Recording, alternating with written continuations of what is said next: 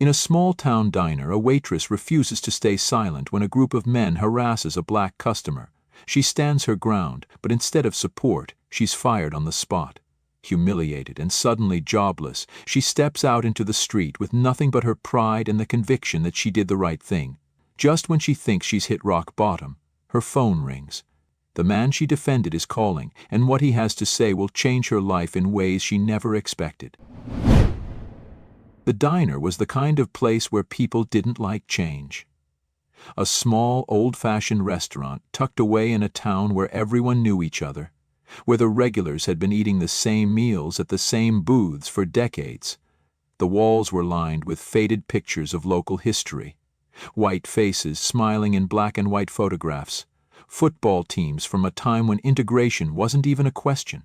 The air smelled of bacon grease and fresh coffee, and the sound of forks clinking against plates mixed with low murmurs of conversation. It was a safe haven, but only for those who belonged. Outsiders were tolerated but not welcomed. She had worked here for a year, long enough to know which customers tipped well and which ones snapped their fingers for service, long enough to recognize which faces lit up when they saw her and which ones barely acknowledged her existence. Long enough to understand that this place had an unspoken rule: you fit in or you didn't. And if you didn't, you felt it. She wasn't from here originally, but she had learned the rules quickly. She kept her head down, did her job, and ignored the way some people spoke in hushed tones when someone different walked through the door. Then, on an otherwise ordinary afternoon, he walked in. An elderly black man, well-dressed, moving with the quiet confidence of someone who had seen the world and knew exactly who he was. His suit was tailored but worn at the edges, his shoes polished but scuffed. He didn't hesitate at the threshold like some did, didn't glance around nervously as if expecting trouble. He simply walked in, found a booth in the corner, and sat down. She noticed the shift in the room immediately. Conversations didn't stop, but they slowed. Eyes flickered in his direction, then away, then back again. A group of 3 teenagers at the counter, the type who always spoke a little too loudly, laughed a little too aggressively, exchanged glances. One of them, a tall, wiry guy with sunburned skin and a cocky smirk, leaned in toward the others. "The hell is he doing here?" he muttered, just loud enough for the surrounding tables to hear. The other 2 chuckled. One of them, a stocky guy in a baseball cap, shook his head. "Must be lost. Poor bastard doesn't know where he is." The third, a girl with bleach blonde hair and an oversized flannel, pulled out her phone. "This is going to be good." She clenched her jaw as she approached the man's table.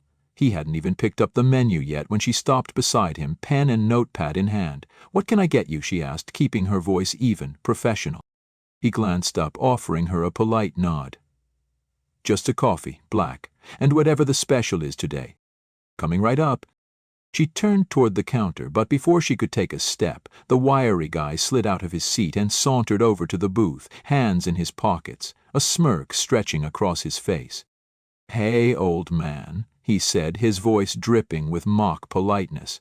"You sure you want to eat here?" "Don't think they got what you're used to." The black man didn't look up. He reached for the water glass in front of him, took a sip. The guy's smirk widened. "Guess you don't talk much, huh?" He reached out, lightning fast, and snatched the water glass from the man's hand, tilting it just enough for the remaining water to spill onto the table. "Oops, must have slipped."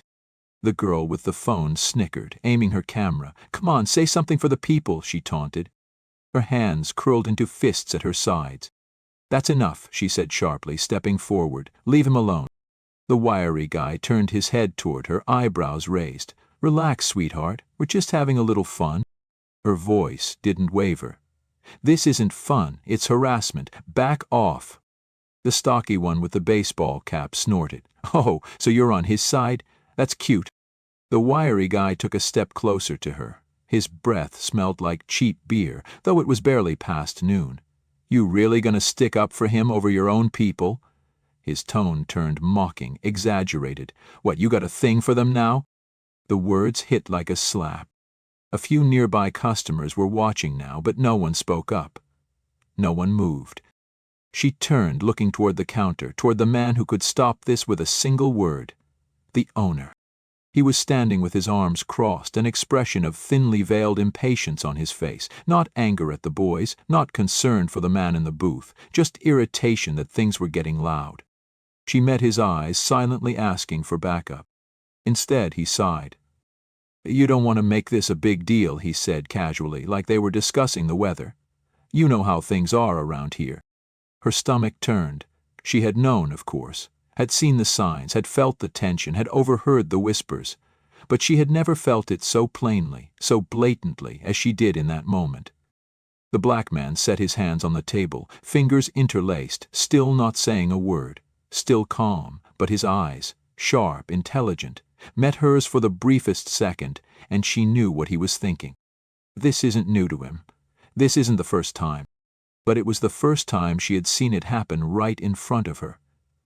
And she wouldn't, just stand there. She turned back to the wiry guy, her expression hard. "Pick up the glass," she ordered. He laughed. "Or what?" Her voice didn't rise, but it was cold, steady. "Or I'll throw you out myself." The tension in the diner tightened like a noose. The stocky one whistled low. "Damn, she's serious." The wiry guy's smirk faltered just a little. Then, just as quickly, it was back. He stepped away from the booth, hands raised in mock surrender. "Whatever, lady. This place is going downhill anyway." He turned, grabbed the man's napkin off the table, and flicked it onto the floor. "Enjoy your meal," he sneered, before sauntering back to his friends. Her fists were still clenched as she turned back toward the counter, but before she could take a step, the owner's voice cut through the room. "In my office, now." Her breath caught. She turned slowly, meeting his eyes again. He wasn't irritated anymore. Now he was angry. The black man was watching her, quiet but attentive. She swallowed hard, forcing herself to lift her chin. Then, without a word, she walked toward the back. She stepped into the back office, her heart pounding. The air was thick with the scent of old coffee and cigarette smoke, the kind that clung to the walls no matter how often the place was cleaned. The office itself was small, cluttered with invoices and a dusty old cash register. The blinds were half closed, casting sharp lines of shadow across the desk where her boss stood, arms crossed, his face set in a mask of barely restrained irritation. She forced herself to stand tall, to meet his gaze head-on. "You want to tell me what the hell that was out there?" His voice was low, measured, but there was an unmistakable edge to it. She didn't hesitate. "I was protecting a customer." He let out a sharp, humorless laugh. "A customer? That wasn't a customer, sweetheart. That was a problem waiting to happen, and you just made it worse." Her stomach twisted, but she refused to back down. "Worse for who?" she shot back. "For them? The ones who were harassing him? Or for you, because you'd rather let it slide than stand up and do the right thing?" His expression darkened. "Watch your mouth."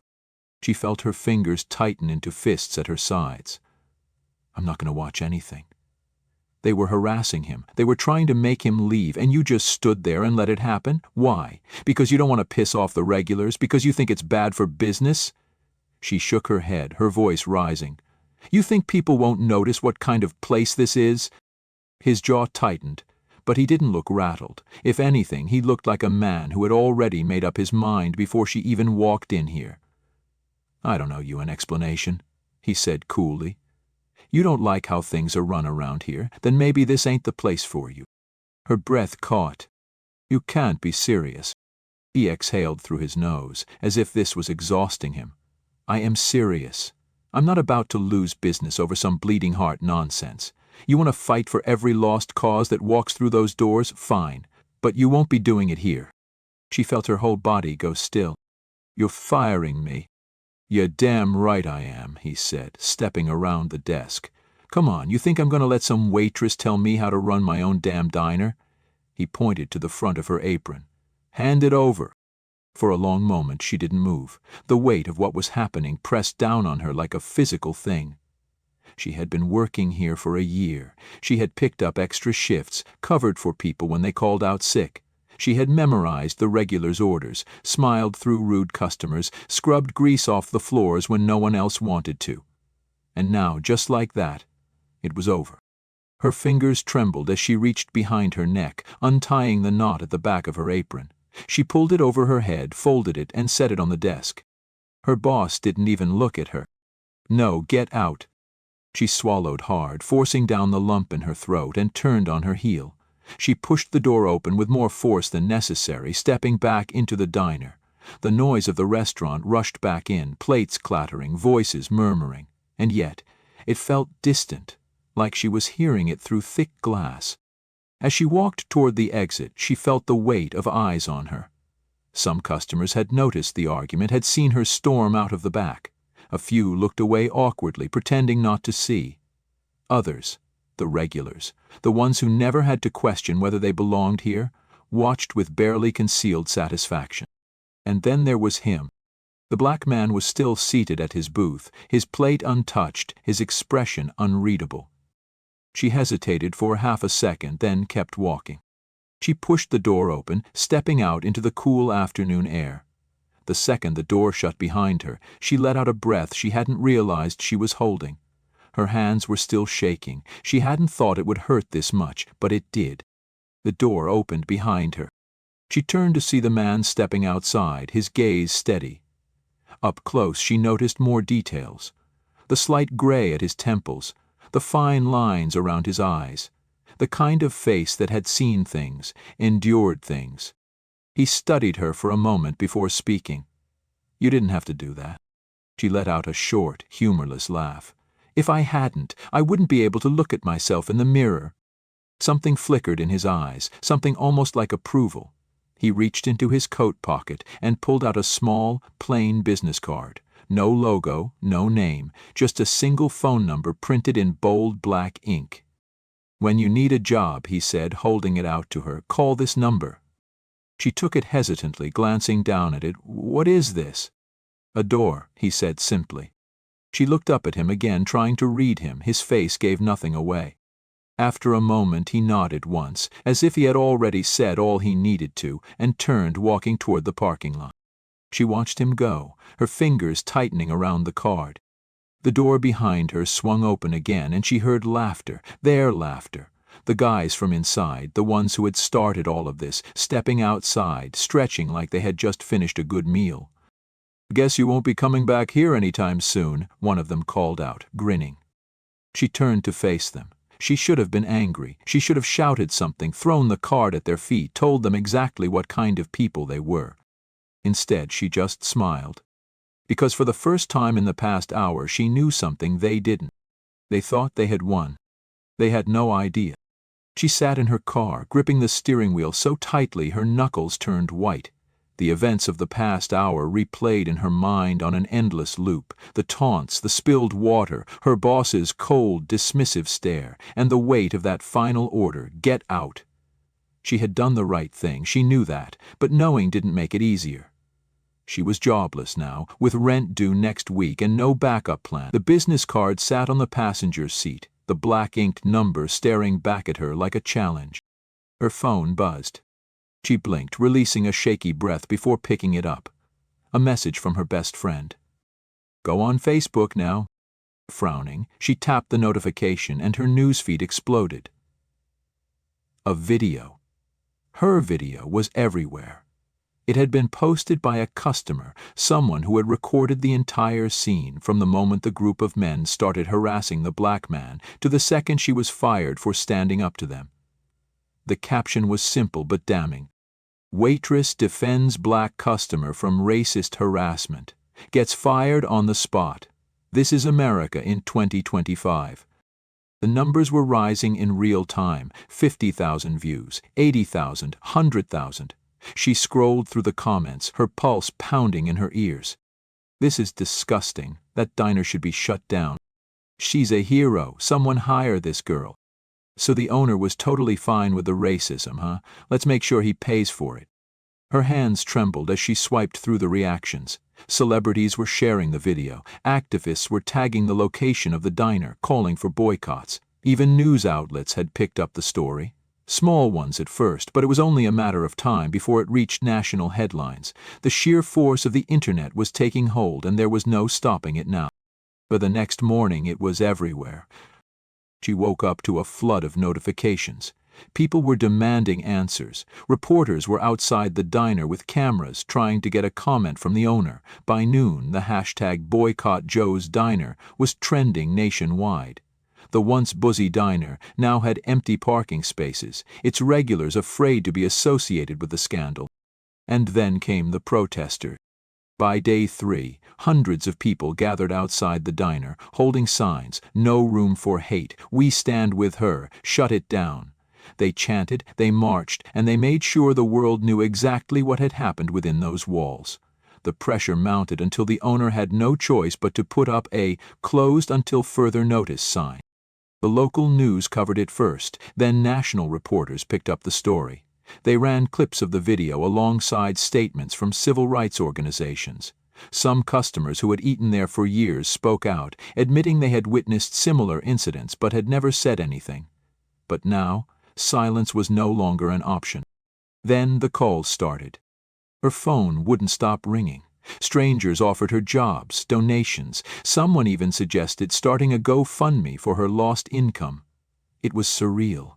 Just days ago, she was an anonymous waitress scraping by. Now her name was in headlines, people were calling her brave, and a small part of her was terrified. And then came the call that changed everything. It was early, barely past 7, when an unknown number flashed across her screen. Half asleep, she almost ignored it, but something told her to pick up. "Hello?" A smooth, professional voice answered. "Is this the young woman from the diner?"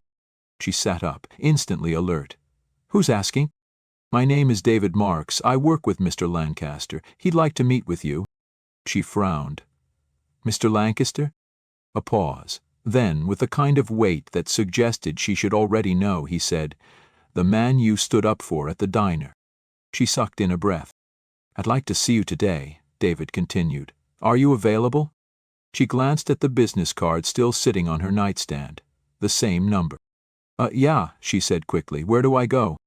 David gave her an address, an office building downtown, the kind with glass windows that stretched to the sky, the kind she had never once stepped foot inside. When she arrived, she felt out of place. The lobby was pristine, with marble floors and a towering reception desk. Men and women in tailored suits strode past, barely sparing her a glance. The receptionist smiled when she approached. "Miss, right this way. Mr. Lancaster is expecting you." She followed in a daze, barely registering the hallways, the sleek glass walls, the weight of wealth in every polished surface. And then she was standing in front of an office so large it had its own sitting area. The man from the diner, Mr. Lancaster, stood by the window, gazing out over the city. He turned when she entered, the same unreadable expression on his face. "You look surprised," he said. She let out a nervous laugh. "That's an understatement." He gestured toward a chair. "Please, sit." She did, still trying to wrap her head around what was happening. "You must have a lot of questions," he said, watching her carefully. "Just one, really," she admitted. "Who are you?" His lips quirked slightly. "I own this building. And the one next to it. And about 20 others across the country." He tilted his head. "But that's not really what you're asking, is it?" She shook her head. He leaned forward slightly. "I wanted to see if you'd stand up for me when you had nothing to gain, and you did. That tells me everything I need to know about you." Her stomach flipped. "What do you mean?"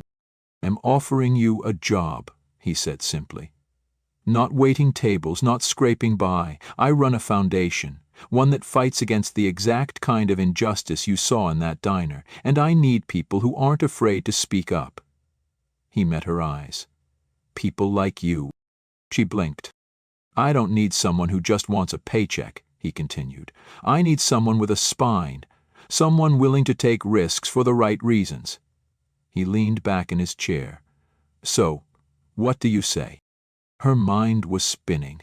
A week ago, she was just another server trying to make rent. Now, she was sitting in a billionaire's office, being offered a job she hadn't even known existed.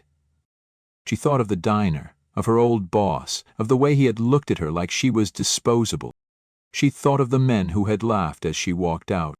They had thought she lost. She looked Mr. Lancaster in the eye and smiled. When do I start? Her new job wasn't just a desk and a paycheck, it was a mission. Mr. Lancaster made sure of that. He didn't sugarcoat things, didn't coddle her. He threw her into the deep end, made her work for her place. She spent days in community centers, talking to people who had lived through worse than what she saw at the diner. She sat in meetings with lawyers and activists, hearing the same story over and over again, just with different names and different places. A black man harassed at a restaurant, a woman denied a job because of her last name, a teenager pulled over for fitting a description. She thought she had understood before. She hadn't. One afternoon, as she was reviewing a case with Mr. Lancaster, he leaned back in his chair, watching her with something close to amusement. "You look frustrated," he noted. She exhaled sharply, running a hand through her hair. It's exhausting. Knowing how often this happens, seeing people get away with it." He nodded as if he had heard this before, because of course he had. "It is," he agreed. "So what are you going to do about it?" She stared at him for a moment, then squared her shoulders. "Make sure they don't." A slow smile spread across his face. "That's what I was hoping you'd say." The next time she checked the news, she saw what was left of the diner. It had officially shut down. The owner had tried to weather the storm, had given a half-hearted apology on local television, claiming misunderstandings and overreactions, but no one had bought it. His reputation was destroyed. The protesters hadn't stopped, and neither had the boycott. Eventually, he had no choice but to sell the place entirely. The article mentioned something about a new business taking over the location, a community-run cafe, diverse ownership, fair wages. She smiled. One night, as she was leaving the office, she found Mr. Lancaster waiting by the door. He wasn't dressed in his usual tailored suit, just a simple coat, his hands in his pockets. "Busy day?" he asked. She huffed out a laugh. "Aren't they all?" They stood in silence for a moment, watching the city lights flicker against the dark sky. Then she spoke almost to herself. "It's crazy how much can change from just one moment." Mr. Lancaster turned to her, smiling slightly. "It's not crazy," he said. "It's exactly how change happens." She looked up, letting the cold night air fill her lungs, letting the weight of everything settle into something solid, something real. She wasn't just some waitress anymore. She was someone who had stood up, and she would never stop. Join us to share meaningful stories by hitting the like and subscribe buttons. Don't forget to turn on the notification bell to start your day with profound lessons and heartfelt empathy.